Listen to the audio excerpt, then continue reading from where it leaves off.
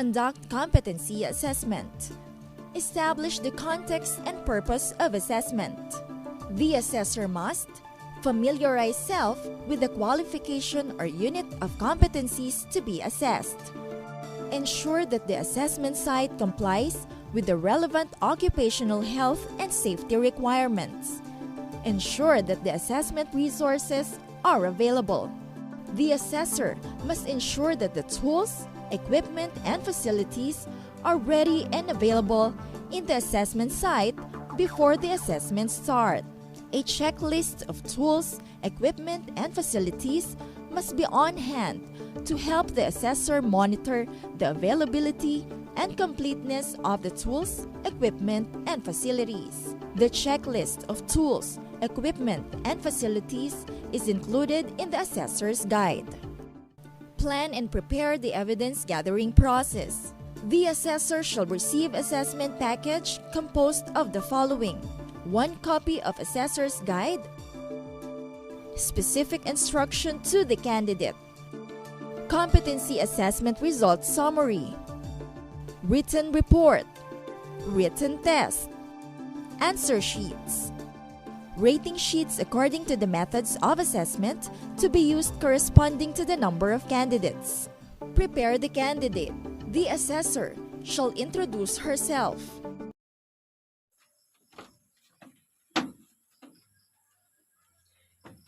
Good morning, everyone. My name is Judy Ann Alambre, and I am your competency assessor for Housekeeping NC II. Acknowledge the presence of the TESDA representative, assessment center manager, and processing officer. And I would like to acknowledge the presence of Ms. Maria Rina Espeliardo, our processing officer, Ms. Faith Espirida, our AC manager, and Mr. Ralph Ardales, our tester representative from provincial office. Good morning, sir. Good morning, ma'am. You do not have to worry about their presence. They're here to oversee the conduct of assessment and to check if the conduct of assessment is in accordance with the prescribed competency assessment methodology and procedure. Check attendance and identity of candidates and collect admission slips. Before we start, please submit your admission slip. Thank you. Thank you. Thank you. Instruct the candidates to sign on the attendance sheet. As I call your name, please acknowledge by raising your hand and sign the attendance sheet. Miss Jaira May de Ocampo, please sign. Here. Thank you. Miss Frances May Hilisan, please sign. Here. Present to the candidates an accomplished application form with self-assessment guide and explain its significance. I have here with me your accomplished application form and self-assessment guide. This is the indication that you know and you can perform all the units competency enumerated for Housekeeping NC II. Conduct orientation to the candidates. The assessor must explain the context and purpose of the assessment. I would like to welcome all of you to our Center for your assessment for Housekeeping NC II. The purpose of our assessment for Housekeeping NC II is to determine the level of your competency. Qualifications or units of competency to be assessed. Today, I am going to administer competency assessment for Housekeeping NC II. The qualifications for Housekeeping NC II is composed of basic, common, and the core competency. For core competencies, we do have provide housekeeping services to guests, clean and prepare rooms for incoming guests, laundry linen guest clothes, clean public areas, facilities and equipments, and deal with handle intoxicated guests. tasks to be performed, and the evidence to be collected. The different tasks to be performed for our housekeeping NC2 are the following: making up bed, laundering linen and guest clothes, proper use of tools, materials, and equipments for cleaning premises, proper dealing with handle intoxicated guests. We will collect evidences through demonstration, oral questioning, and written test. Assessment procedures to be undertaken. To determine your knowledge and skills for housekeeping NC2, the assessment methods we will use will be written test, demonstration, and oral questioning. These assessment methods can help to measure your underpinning knowledge and skills. Needs of the candidates to be considered during the assessment. For your personal needs, lavatory is located at the end of the hallway, and you can also eat your meal at our canteen. It is located at the lobby. However, during the assessment, you are not allowed to leave the premises of assessment center. Allowable or reasonable adjustments when applicable. If you have difficulty understanding the given instructions, please do not hesitate to inform me because we are willing to translate it for you. Also, during the written examinations, if you have dilemma writing down your answers, don't be shy because we cannot set your answers verbally. Do's and don'ts during the assessment. If you have concerns, questions, or there is a need for you to clarify matter concerns the assessment, you may raise your hand because we are more willing to assist you. But once the assessment is started, please refrain from asking questions.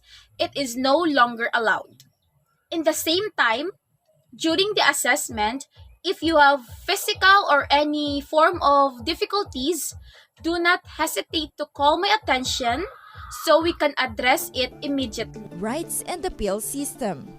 In case you have any questions regarding the assessment result, you have the right to appeal. You can submit your appeal to the Test Provincial Office for the Assessment Center and Assessor Accredited. Issuance of national certificate or certificate of competency. For the issuance of national certificate, the AC manager shall inform you where you can claim your national certificate within 5 to 14 days after the assessment. Reassessment procedures. After the assessment and you are found to be not yet competent, don't worry about it because you can reassess anytime at your own convenience.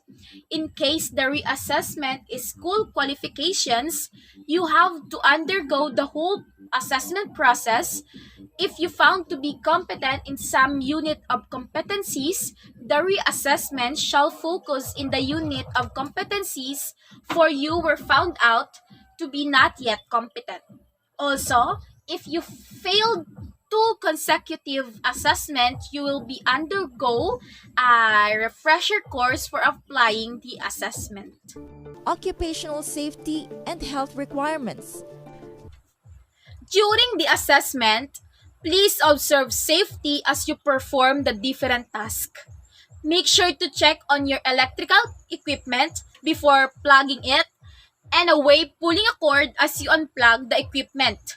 Observe body mechanics when lifting heavy equipments to avoid back injuries. In case of accident, please call my attention immediately so that we can provide you a first aid. And should a need arise, our first aid cabinet is located on the right side of the laundering workshop. And confidentiality of assessment outcomes. With regards to the result of your assessment, we observe strict confidentiality. This is to ensure your integrity. The result is only made available to authorized personnel and to the institution where you had your actual training.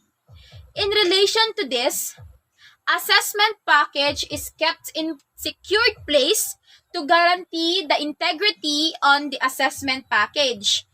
Any of the above, may I ask all of the candidates to refrain from giving any form of information that took place during the assessment process. Provide each candidate a copy of the specific instruction to the candidate. If you don't have any questions or clarifications, then I'm going to distribute the specific instructions. Please read it carefully and do not hesitate to ask questions right now. I may able to translate it from English to your local dialect. If you need assistance, then I am more willing to assist you. Here. You're welcome. You're welcome. The assessor explains and guides the candidates in interpreting the instruction and shall ensure that the candidates understand the contents of the instruction. Assign numbers to the candidates. I will give you your assigned numbers. Jaira May Diocampo, number 1. Thank you. Frances May Hilisan, number 2. You're welcome. Instruct candidate number 1 to proceed to the assessment area while the other candidates stand by in the waiting area. So everybody must be ready. Now, candidate number 1, please proceed to the assessment area. And the rest of the candidates, please remain while I call you by your numbers later. Thank you. Collect the evidence and make the assessment decision. To simulate the assessment process, 2 candidates will be shown performing the tasks in this video. One candidate will represent being competent, while the other one is not yet competent. Explain to the candidate the task to be performed. Candidate 1, this is our assessment area or where you are going to perform bed making. Ask the candidate to read the specific instruction to the candidate once more. Please read the instruction once again. Ask if the candidate has questions or clarifications regarding the instructions. If you have any questions, you may ask now. Because as soon as the assessment begins, you can no longer ask questions. In that regard, you may begin. Please inform that after the demonstration, there will be oral questioning and written test. Conduct assessment in accordance with the methodologies specified in the evidence plan and the specific instructions for the competency assessor. Implement the evidence gathering process and ensure its validity, reliability, fairness, and flexibility. Observe the candidate and keep notes of the candidate's performance during the entire conduct of assessment. These notes will be used for the provision of feedback to the candidate's performance during the assessment. Collect appropriate evidence and match compatibility to the elements, performance criteria, range of variables, and evidence guide in the relevant units of competency. Judge the evidence in terms of the dimensions of competency: task skills, task management skills, contingency management skills, and job or role environment skills. Judge the evidence in terms of validity, consistency, currency, recency, authenticity, and sufficiency. After the demonstration, the candidate will be asked a series of questions based on her performance during the bed making for the oral questioning. The candidate number 1 is able to answer all the questions asked by the assessor. The candidate number 2 will also be able to answer the questions, though some of her answers are incorrect. Record and rating sheet details of evidence collected and judgment made about the candidate's performance.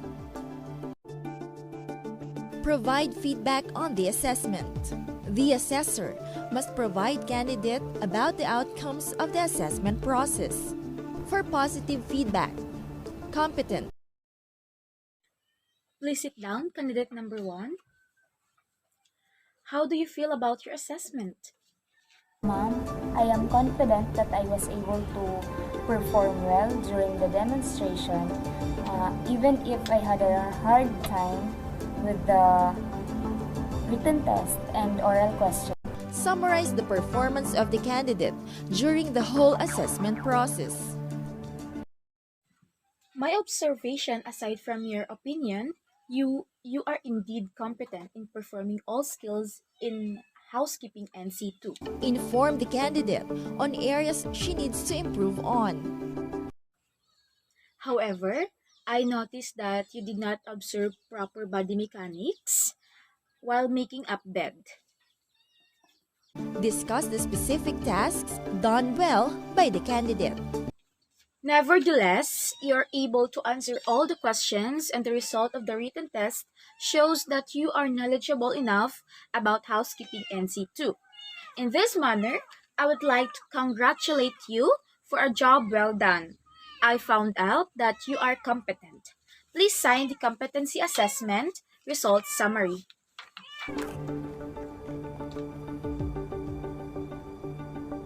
Thank you. Provide information in claiming national certificate or certificate of competency. For the issuance of national certificate, the AC manager shall inform you where to claim your national certificate after 5 to 14 days. In this regard, I would like to say congratulations. In providing negative feedback, it is recommended that you carry out the following recommendations. Be positive without raising any false expectations. Please sit down, candidate number 2. How do you feel about your assessment? I feel so nervous because I forgot the proper sequencing of linens and bed making. Identify whether any part or parts of the assessment needs to be repeated, and if so, which parts. Suggest further learning or practice to fix the gaps. So, candidate number 2, what did you learn from this session? I have learned that I should review on the knowledge and skills for me to become confident. Emphasize and explain the results. Which competency has been and has not been achieved. Miss Elisan, you were able to identify the different linens in making bed. Actually, you are very good at it. However, you are not able to place it properly on bed. Arrange further opportunity for candidate to complete assessment requirements. Based on the result of my observation during your demonstration, the outcome of your assessment is not yet competent. However, you can reassess anytime at your own convenience. Provide information on the appeal system and reassessment process. Ms. Elisan, if you have doubts regarding the assessment results, you have the right to appeal. You can submit your appeal to Testa Provincial Office with Assessment Center and Assessor Accredited. Well, would you please sign Competency Assessment Results Summary?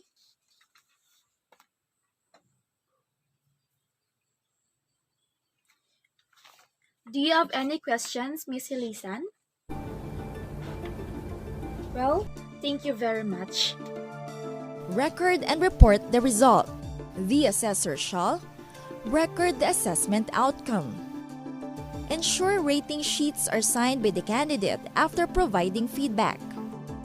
Accomplish the competency assessment results summary. Submit to the Assessment Center Manager assessment reports. The Assessment Center Manager will give the documents to the processing officer to accomplish the Registry of Workers Assessed and Certified. Signed Registry of Workers Assessed and Certified. After accomplishing the Registry of Workers Assessed and Certified, the processing officer will ask the assessor and assessment center manager to sign before passing it on together with the other documents to the TESDA representative. The TESDA representative will then deliver the documents to the designated TESDA office.